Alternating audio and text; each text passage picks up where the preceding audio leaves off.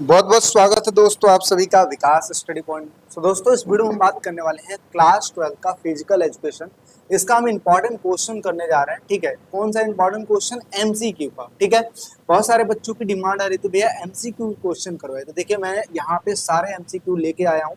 सारे in the sense का मतलब होता है कि ये ऐसे एमसीक्यू हैं जो आपके एग्जाम के पॉइंट ऑफ व्यू से ज्यादा इंपॉर्टेंट है। ठीक है, उसको हम करने जा रहे हैं। ठीक, साथ ही साथ इसको याद करने का तरीका भी बताऊंगा। देखिए याद करने का तरीका सबसे पहले मैं आपको बता देता हूं कि जैसे आपने वीडियो को देखा, अब मैं एक एक क्वेश्चन को अच्छे से डिफाइन करूंगा कि भाई इसका ये आंसर ये होता है, इस तरीके से होता है, क्या रीजन है, ये सब चीज मैं समझाऊंगा। ठीक है, दूसरे नंबर पे आपको क्या करना है, इसका आपको पीडीएफ लेना है। पीडीएफ लेने के बाद तुरंत इसका जवाब देना है। जैसे मान लीजिए मैंने पहला क्वेश्चन बताया कि पैरालंपिक खेलों का मुख्यालय कहाँ स्थित है, मैंने आंसर बताया जर्मनी। ठीक है, इसका आंसर क्या हो जाएगा? जर्मनी।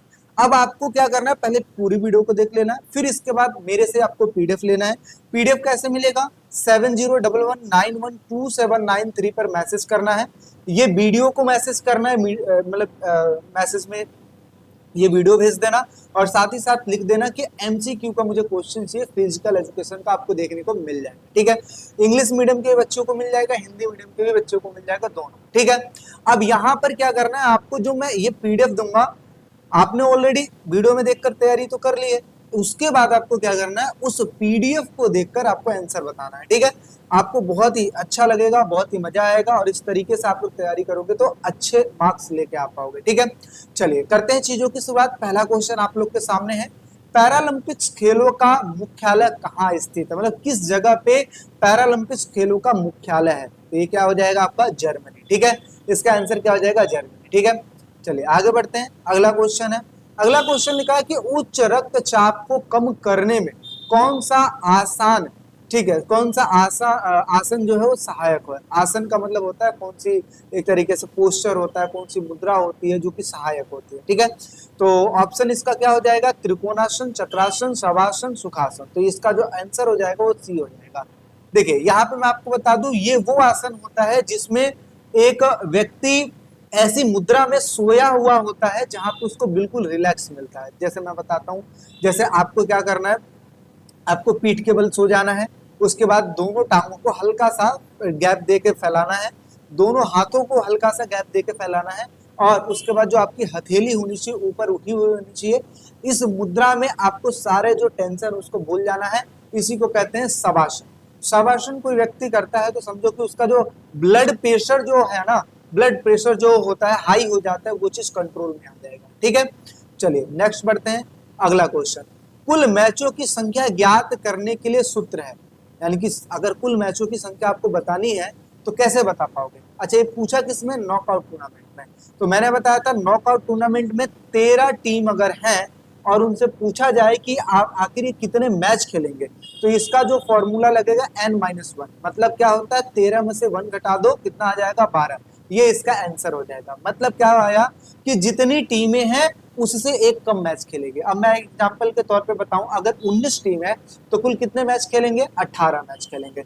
ऐसे अगर 23 टीम है तो कुल कितने मैच खेलेंगे? 22 मैच खेलेंगे। तो आप इस तरीके से करके बता सकते हो कि नॉकआउट टूर्नामेंट में जितनी टीमें होती हैं उसका एक कम मैच होता है। तो इसका क्या आंसर हो जाएगा?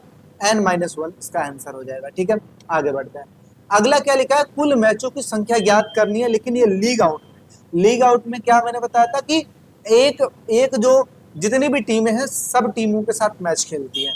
तो जैसे इसका जो है आपको निकालना है तो कैसे निकलेगा? जैसे मान लीजिए मैंने आपको बता दिया कि टोटल कितनी टीमें हैं? 13 टीमें हैं। ठीक है, अब 13 टीमों का आपको लीग टूर्नामेंट कराना है, तो इसका जो आंसर होएगा वो ये होएगा, इसका फॉर्मूला होता है ये। ठीक है, n=n-1 अपॉन में 2। अब n कितना है? 13 टीम है, तो 13 टीम को हम ऐसे लिख देंगे, मल्टीप्लाई बाई 13-1 यानी कि 12 आ जाएगा।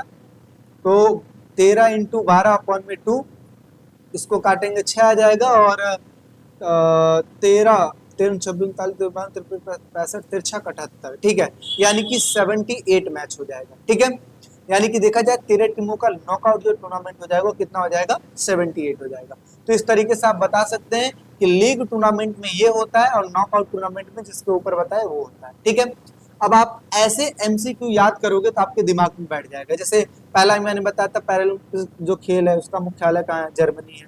दूसरा है उच्च रक्तचाप, जहाँ पे आपने बताया कि इसको कम करने का शवासन होता है। अगला है जो नॉकआउट टूर्नामेंट है, नॉकआउट टूर्नामेंट में अगर हमें मैचों की संख्या ज्ञात करनी है तो n-1, n क्या है, नंबर ऑफ टीम है। यहाँ पर भी हमने ये चीज समझा लीग टूर्नामेंट का। चलिए आगे बढ़ते हैं। अगला लिखा है 21 टीमों के नॉकआउट टूर्नामेंट के आधार पर कुल कितनी बाइस दी जाएंगी। तो मैंने आपको बताया था कि 21 टीम जो है, 21 टीम का अगर नॉकआउट टूर्नामेंट निकालना है उसको अगर हमें 22 देनी है तो इसका हम 2 का गुणक निकालते हैं। 2 को 2 से तब तक मल्टीप्लाई करते हैं जब तक 21 ना आ जाए या फिर इससे ज्यादा ना आ जाए। तो 2 इंटू 2, 2 दूनी 4, 2 तिया मतलब 2 दूनी 4 दूनी 8, 8 दूनी 16, 16 दूनी 32। अगर 16 लेंगे तो 21 से कम हो जाएगा, लेकिन इसका डबल कर देंगे तो इसका मतलब हो जाएगा 32। तो 32 में से 21 को माइनस कर देंगे तो आ जाएगा 11, यानी कि टोटल 22 कितनी जाएगी, 11 22 दी जाएगी, यानी कि ए वाला ऑप्शन क्या हो जाएगा यहाँ पर, राइट हो जाएगा। ठीक है, ऐसे प्रैक्टिकली समझिए। आगे, निम्न में से कौन सा योजना का उद्देश्य नहीं है, मतलब जो प्लानिंग की जाती है इसका कौन सा मोटिव नहीं है। तो मोटिव देखिए, अगर मैं कहूँ योजना बनाई क्यों जाती है, ताकि दबाव को कम किया जा सके। दूसरे नंबर पे क्रियाओं को अच्छा नियंत्रण किया जा सके, यानी कि कंट्रोल में सारी चीजें हो, गलतियों की संभावना कम हो। तो ये तीनों तो इसका राइट हो जाएगा, लेकिन आपसे पूछा कौन सा आंसर नहीं होगा, ये इसमें निजी चीजों को नहीं लिया जाता है, पर्सनल संबंधों को, पर्सनल रिलेशनशिप को नहीं लिया जाता है। ठीक है, चलिए 7वें क्वेश्चन की तरफ चलते हैं।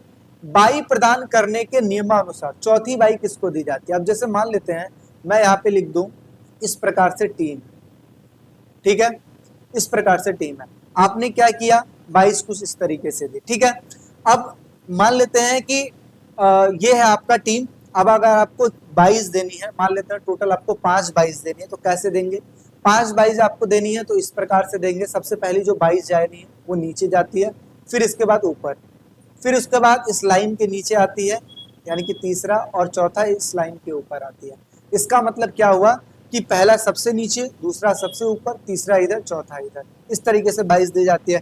तो अब देखिए इसका आंसर क्या हो जाएगा, इसको कहते हैं ऊपरी, इसको कहते हैं निचली, यानी कि ऊपरी अर्ध इसको कहा जाता है, निचली अर्ध इसको कहा जाता है। तो इसका आंसर क्या हो जाएगा कि आपसे पूछा है कि चौथा 22 किसको दिया जाएगा, चौथा 22 लाइन के ऊपर, यानी कि ऊपरी 22 ऊपरी अर्ध के नीचे।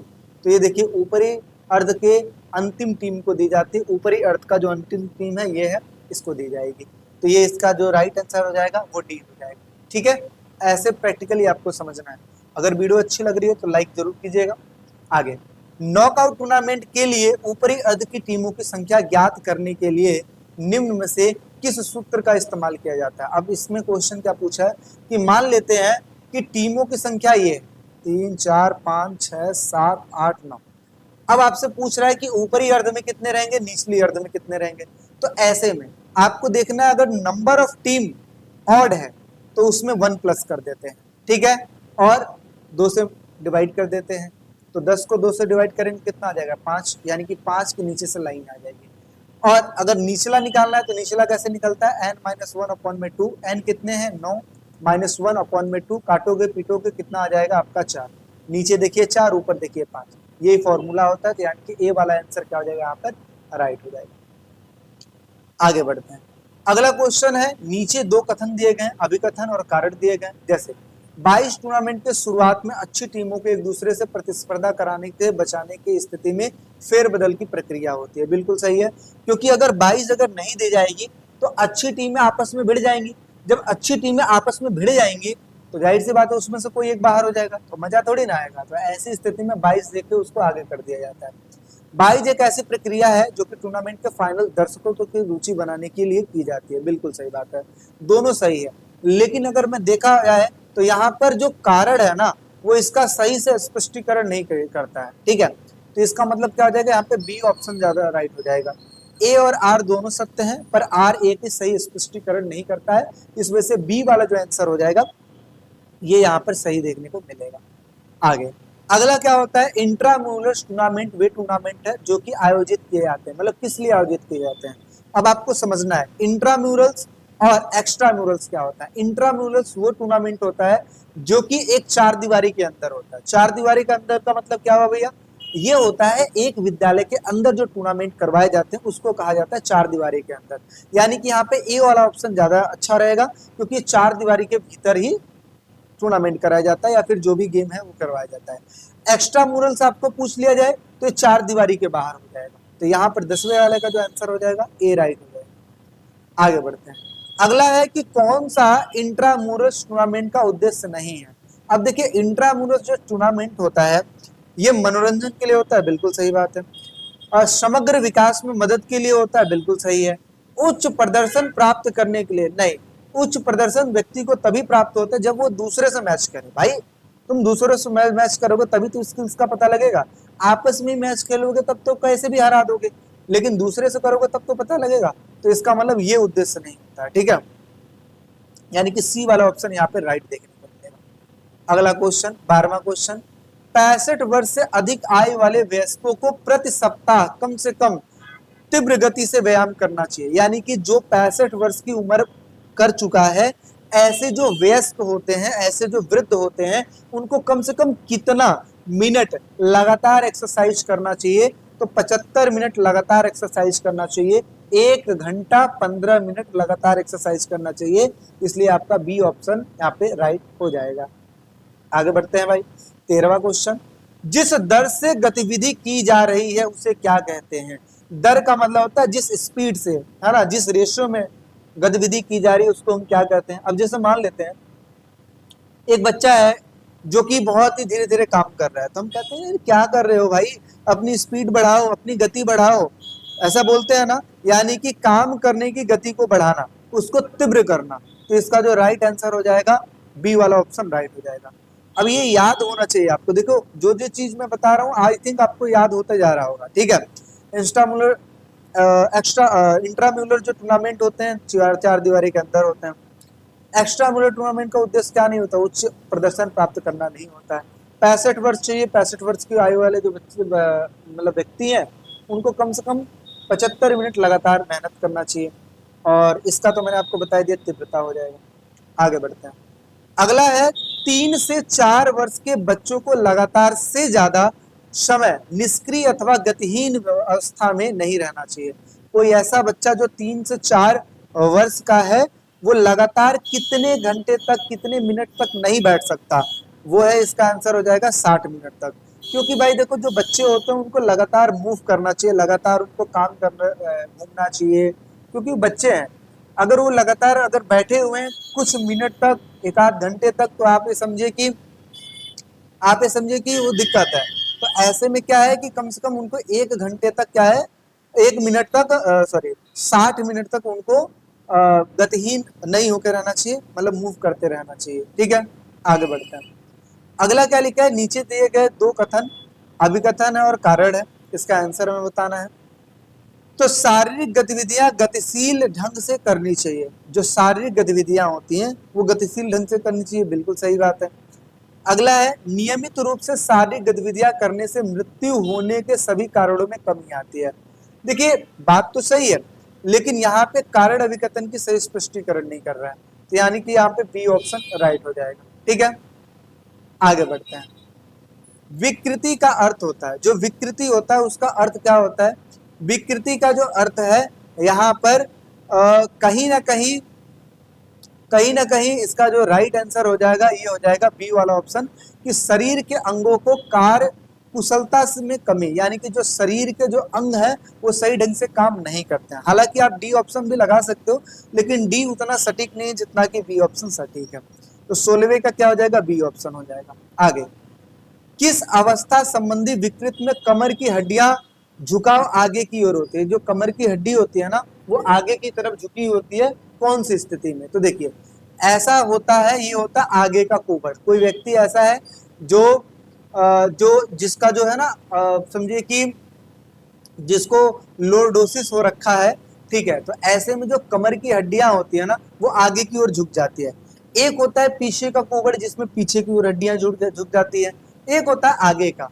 तो बी वाले क्वेश्चन, 17 वाले क्वेश्चन का बी वाला ऑप्शन राइट हो जाएगा, ठीक है। आगे बढ़ते हैं भाई। किस अवस्था संबंधी विकृत में रीढ़ की हड्डियां सी या फिर एस का आकार धारण कर लेती है? तो इसमें जो रीढ़ की हड्डी है ना, कुछ इस तरीके से मुड़ जाती है ना। हड्डी तो देखो सीधी जाती है, लेकिन वो इस तरीके से बन जाती है या फिर कुछ इस तरीके से बन जाती है। तो ये अवस्था कौन सी होती है? ये अवस्था होती है स्कोलियोसिस। तो यानी कि ये जो ऑप्शन है आपका डी वाला ऑप्शन, ये ज्यादा राइट हो जाएगा। आगे, चपटे पैर होने का क्या कारण है? तो जो चपटे पैर होने का कारण ये है, पैरों की मांसपेशियां कमजोर हो जाना, सही प्रकार के जूते का इस्तेमाल ना करना। यानी कि ए और बी दोनों सही है, ठीक है।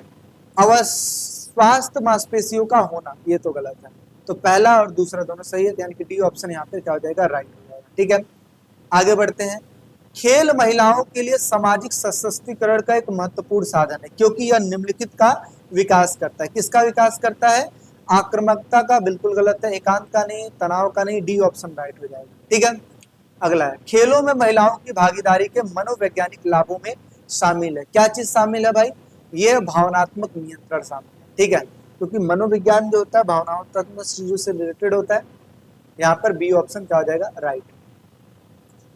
अगला क्या लिखा है? प्रश्न 22वां, अभिकथन क्या लिखा है? भोजन संबंधी विकार एक मानसिक बीमारी है। अगला है, भोजन संबंधी आदतों के कारण मानसिक नियंत्रण खो जाता है। इससे अक्सर खाने पीने की आदतों में क्या आ जाता है? कम नियंत्रण देखने को मिलता है। तो हाँ, ये बिल्कुल कहीं देखिए, कहने का मतलब है कि भोजन संबंधी विकार मतलब कमी होती है। बिल्कुल, कई लोग ऐसे होते हैं जिनको खाना खाने का मन ही नहीं करता है। तो ऐसी स्थिति में अगर देखा जाए तो दिक्कतें थोड़ी सी हैं। तो कारण और अभिकथन दोनों मैच कर रहे थे, यानी कि ये ऑप्शन क्या हो जाएगा? राइट हो जाएगा। आगे, निम्न में से कौन से खिलाड़ी को भोजन संबंधी विकार होने के अधिक खतरे होते हैं? ये ऐसे खिलाड़ी जिनका काम समझो कि थोड़ा सा हार्ड वर्क वाला ज्यादा होता है, ऐसे लोगों में भोजन संबंधी विकार देखने को मिलता है। तो जो भार तोलक होते हैं, जो भारी सामानों को उठाते हैं, बॉक्सर भी होते हैं, मुक्केबाज को भी भूख की जरूरत होती है, लेकिन कई बार विकार देखने को मिल जाता है। लक्ष्यबद्ध तैराक भी होते हैं, यानी कि डी ऑप्शन राइट हो जाएगा, क्योंकि तीनों है तो डी ऑप्शन राइट हो जाएगा। अगला है, मोटे व्यक्ति की बीएमआई होगी। क्या बीएमआई होगी भाई? जो मोटे व्यक्ति होते हैं उनको उनकी जो बीएमआई होती है वो होती है 30 या फिर 30 से अधिक। सी ऑप्शन इसका हो जाएगा राइट आंसर, ठीक है। बीएमआई का मतलब बॉडी मास इंडेक्स। मोटापे का अर्थ है क्या? मोटापे का अर्थ है वसा का बढ़ जाना। फैटी चीजें खाओगे बढ़ जाएगा, तेल वाली चीजें खाओगे बढ़ जाएगा, आपका पेट बढ़ जाएगा तो मोटे हो जाओगे। तो बी वाला ऑप्शन राइट हो जाएगा। आगे, व्यक्ति के वजन का कितना प्रतिशत अधिक होने का वह मोटा कहलाएगा? 15, 20, 25, 30। अब देखिए, एक व्यक्ति है, जैसे मान लीजिए मेरा एग्जाम्पल लीजिए, मैं कितना हूँ? लमसम 5 फीट 6 से 7 के बीच में हूँ, ठीक है। मतलब 5 फीट 6.5 इंच के आसपास का हूँ मैं।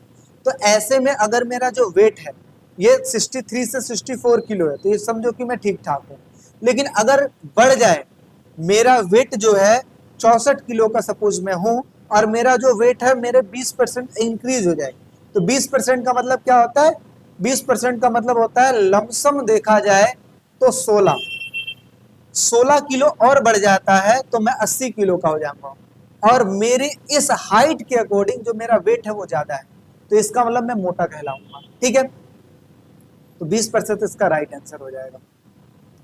27वां क्वेश्चन, निम्नलिखित में से कौन सा आसन मोटापे के लिए नहीं किया जाता? तो कौन सा आसन मोटापे के लिए नहीं किया जाता है? तो इसका जो राइट आंसर देखने को मिलेगा वो मिलेगा सी ऑप्शन। जो साल भाषण होता है वो मोटापे के लिए नहीं होता है। साल भाषण में क्या होता है? आपको पेट के बल लेटना है और आपको दोनों हाथों को ऊपर करना है, दोनों पैरों को ऊपर करना है। अगर ये आसन आप करते हो तो क्या आपके मोटापे के लिए सही है? बिल्कुल सही नहीं है। तो इस वजह से ये वाला आसन नहीं करना चाहिए। आगे 28वें की बात कर लेते हैं। 28वां देखिए क्या है, मोटापे के लिए कौन सा आसन किया जाता है? कौन सा आसन किया जाता है भाई? ये किया जाता है पवन मुक्तासन। पवन मुक्तासन में ये वो आसन होता है जिसमें अगर देखा जाए तो एक व्यक्ति है जो बैंड हो जाता है, मतलब बैंड इस तरीके से नहीं, जैसे समझो कि पीठ के बल लेट गया, दोनों पैरों को और दोनों हाथों को और अपने मतलब सिर को दोनों पैरों से टच करना चाहेगा। तो बार बार अगर कोई ऐसा टच करता है तो उसे कहते हैं पवन मुक्त आसन। और ये आसन मोटापे के लिए सही होता है, क्योंकि जितना ज्यादा आप पेट को स्ट्रेस दोगे मतलब दबाओगे, है ना, बार बार स्ट्रेस दोगे उतना ही मोटापे के लिए सही होता है। ठीक है, आगे बढ़ते हैं, अगला क्वेश्चन देखते हैं। अगला क्वेश्चन होता है बड़ी धमनी की दीवारों पर रक्त दबाव बनाना कहलाता है, क्या कहलाता है भाई? ये कहलाता है रक्तचाप, उच्च रक्तचाप कहलाता है, यानी कि इसमें ब्लड प्रेशर हाई होने के चांसेस होता है। तो ये सी वाला ऑप्शन राइट हो जाएगा। अगला है उच्च रक्तचाप के किस आसन का प्रयोग नहीं करना चाहिए? कौन सा आसन का प्रयोग नहीं करना चाहिए? तो ये है वक्रासन। वक्र की तरह आपको नहीं बनना चाहिए, जो कि हार्मफुल होता है। ठीक है, तो इस तरीके से अगर देखा जाए तो आपने 30 क्वेश्चन तैयार कर लिया एमसीक्यू के, जो कि आपके एग्जाम के पॉइंट ऑफ व्यू से ज्यादा इंपॉर्टेंट है। वीडियो कैसी लगी जरूर बताइएगा, और कमेंट सेक्शन में कोई दिक्कत परेशानी हो तो जरूर बताइएगा, अपने दोस्तों में शेयर कीजिए। बाकी 12th के बच्चे हैं, आर्ट्स स्ट्रीम आपके पास है तो जरूर चैनल को सब्सक्राइब करें। हिस्ट्री पॉलिटिकल का नोट्स भी, हिस्ट्री पॉलिटिकल की वीडियोस भी, हर एक चीज देखने को आपको मिलेगी। चलिए भाई, इसी के साथ साथ मैं आप लोग से विदा लेना चाहूंगा, तो मिलते हैं एक नेक्स्ट वीडियो में। अभी के लिए फिर टेक केयर, बाय।